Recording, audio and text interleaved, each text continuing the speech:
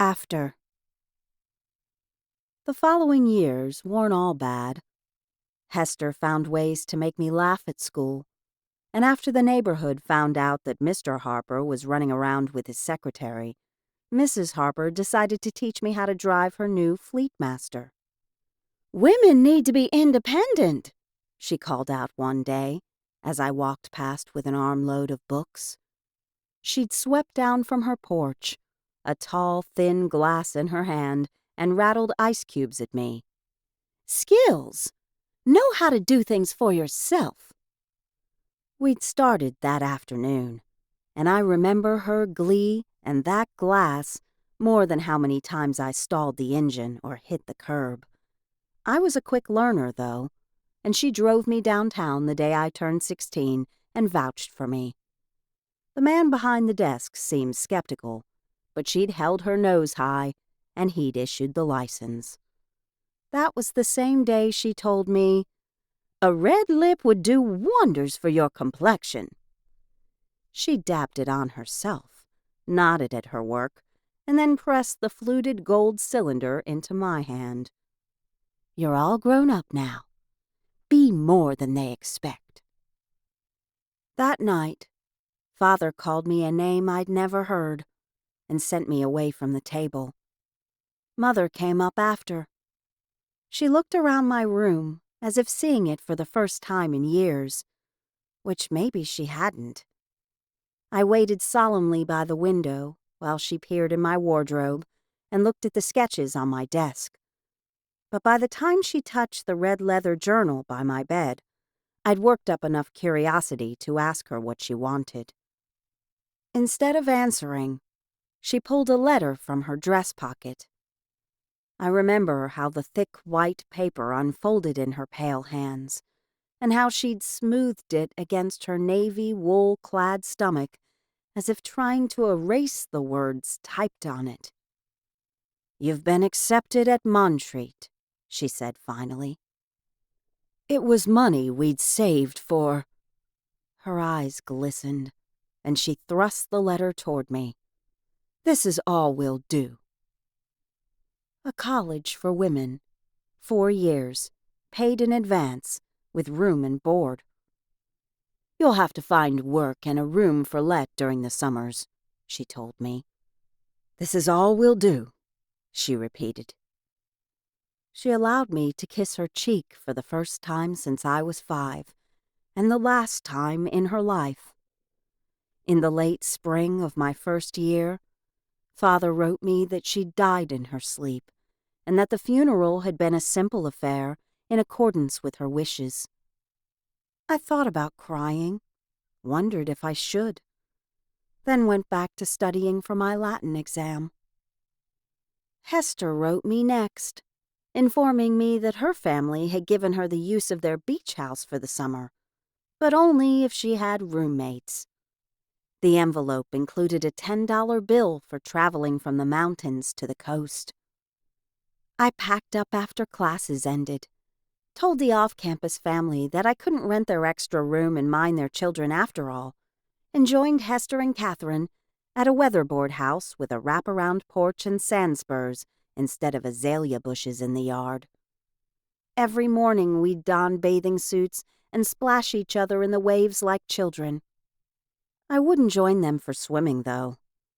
The ocean currents pulled at me like a million lost souls, and only the wet sand swirling over my feet kept me tethered. I preferred to be sunburned and salted, prone on the beach under the spiraling blue sky. I slept a lot, with the hot sand baking my body and the mournful roar of the lost souls in my ears. Sometimes I dreamed of Lucy. That summer was blissful. The girls dressed me in their spare clothes, styled my hair in fashionable waves, and insisted that we go to every dance at Lumina. Hester's parents checked on us from time to time and sent their maid by trolley once a week to rifle through the cupboards and closets and make sure we weren't up to trouble. And I was happy. I still had nightmares, and the world still fell away into nothingness when I let my guard down. but I'd long since learned to keep my screams to myself. Tommy, it turned out, had learned to do the same. One humid night in June, while Hester and Catherine were being swung around the dance floor by their exuberant admirers, I snuck away. I enjoyed dancing, the raw freedom of movement, but it was a pleasure meant for others. Even when I could concentrate on the floor beneath my feet, the joy of dancing was like chocolate on my tongue. Too decadent. And all the boys who'd returned home from the war reminded me of the one who hadn't.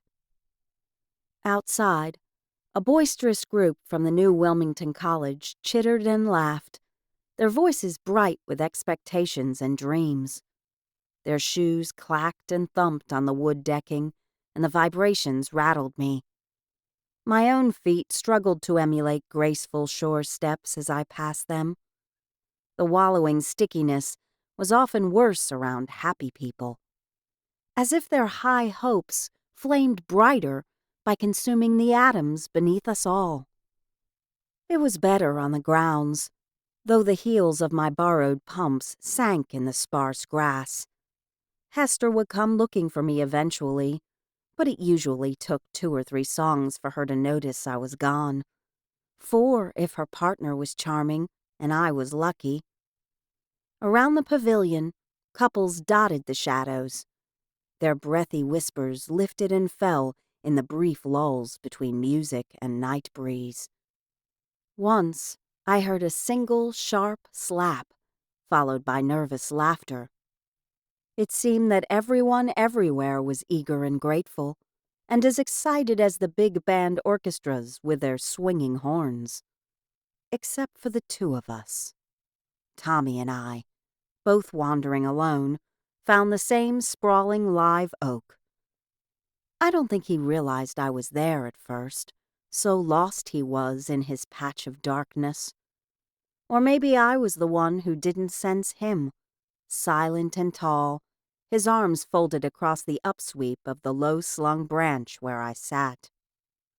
I admit I didn't recognize him at first. Too many years, and too little moonlight, and it seems strange to me, even now, that I didn't jump up and hurry away at being alone in the dark with a stranger. Maybe I sensed I knew him, or maybe I was tired of being alone. "It's been a long time," he said. "It has," I answered. "You don't remember me." The music swelled and stopped, and I heard a poignant note of sadness in the brief silence. "Tommy," I said, as the band started again.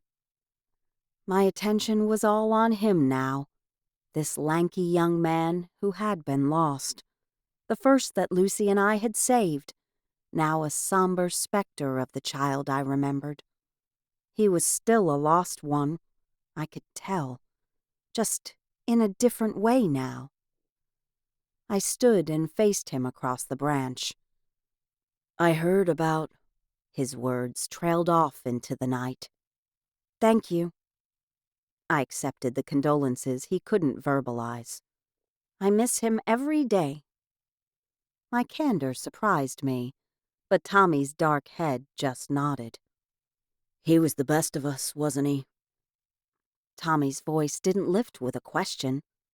We both knew Timothy for who he had been, for who he would always be, even, apparently, to a long-ago, now grown-up bully. There was nothing else that either of us cared to say, but standing in silence became listening to the music, and the low branch offered room for both of us to sit. Tommy didn't flicker anymore, and the ground beneath my borrowed peep-toed heels wasn't spongy. He was solid now, like Lucy had been, all those years ago. Later that first night, when the wind picked up and the temperature finally cooled, Tommy put his arm around my shoulders, and the world stilled. By the time that Hester and Catherine found us, I didn't even mind their knowing grins. The next night, I kissed Tommy on the cheek before falling asleep against his shoulder. And the week after that, I convinced him to go inside and dance with me. His touch kept the floor beneath my feet, and, I thought, my touch kept him in the light. "You are beautiful," he told me, as we slow danced. "You deserve a better man." Something deep in my stomach had stirred, and I'd wanted to pull him closer and whisper that he was a better man. But what I said was, "We deserve each other." At the end of that summer, he followed me back to the mountains and found a job as a handyman on campus. It paid him just enough to rent the attic room in a boarding house and immersed him in a never-ending stream of squeaky hinges and broken light bulbs, so much so that the dean himself had to call an assembly and announce that bulbs would be charged to parents' bills if girls continued such nonsense. There was talk of firing Tommy to eliminate the distraction, but instead, I proposed to him, and he accepted. Over 8 Saturdays, he built a set of fine bookcases for a professor's home study and received one thin white gold band in payment. He placed it on the ring finger of my right hand, and with my left, I brushed his black hair away from his eyes. They were brown and deep, like the nights that tried to swallow us both. The matron of my dormitory disapproved of our engagement and went to great lengths to monitor my comings and goings, as well as search my few personal items and make note of my hygiene habits. But after Easter services that next spring, she relented. I was 18 by then, and she invited me to her rooms for cucumber sandwiches and lemonade. She asked about my studies and reminded me that previous generations of women hadn't been so lucky as to have the opportunity to get a college degree. Then she'd complimented me for being a good Christian girl and handed me a letter. It was from my father, disabusing her of any notion that he might care to be informed of my decisions, but that he would expect a refund from the college should I be sullied and unable to complete my education. "Sullied?" I'd asked. "With child," she'd explained. "I have already responded that your character is intact and held in the highest regard by your professors and the administrators here." It was at that moment that a small, unseen hand touched my left arm, and instead of screaming or jerking away, I sat up straighter in the chair and smiled. "Tommy and I will marry after the term ends. My father's generosity is no longer needed." It took some doing to reassure Tommy that it wasn't too soon to get married, that Hester could help me get a job at her uncle's bank, and that I would never want anything more from this world than Tommy could give me. And that was true, but also partly a lie by omission. What I couldn't tell him was that a child was waiting to be born. Our child.